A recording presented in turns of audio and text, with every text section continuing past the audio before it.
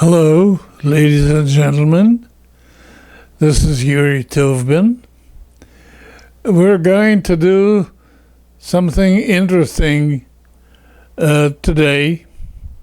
I have for you a speech by the American president, whose name was John Fitzgerald Kennedy, who was assassinated in Dallas, the state of Texas, and he, by many judgments, was the best president the United States has ever had. By analyzing what he did while he was still president, while he was still in office, a lot of people conclude that what he did had never been done by any preceding president before him.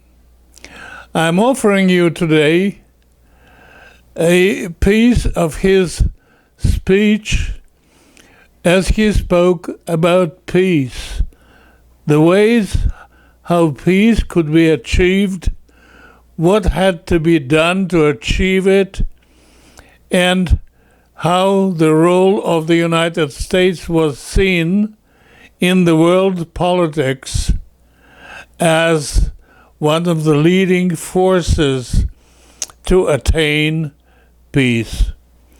Let me turn on the recording, and once the recording is over, I will have to make a pause because I have to switch my computer to my slides, which represent part of his transcribed speech, and that's what we're going to analyze.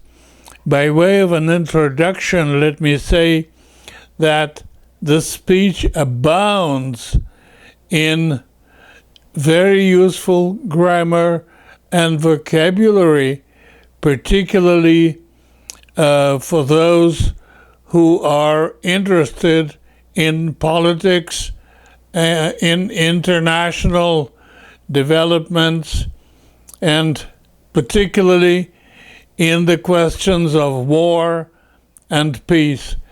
He spoke about all of that very convincingly and very eloquently.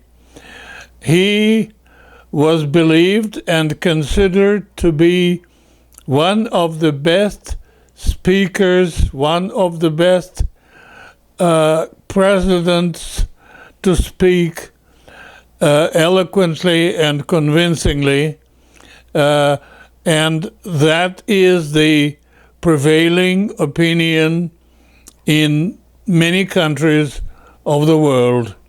Now, here he goes.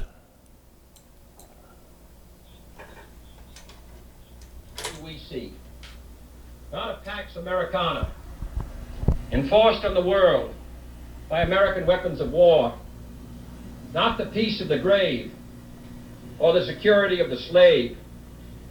I am talking about genuine peace, the kind of peace that makes life on earth worth living, the kind that enables men and nations to grow and to hope and build a better life for their children, not merely peace for Americans, but peace for all men and women, not merely peace in our time, but peace in all time. I speak of peace because of the new face of war. Total war makes no sense in an age where great powers can maintain large and relatively invulnerable nuclear forces and refuse to surrender without resort to those forces. It makes no sense in an age where a single nuclear weapon contains almost 10 times the explosive force delivered by all the Allied air forces in the Second World War.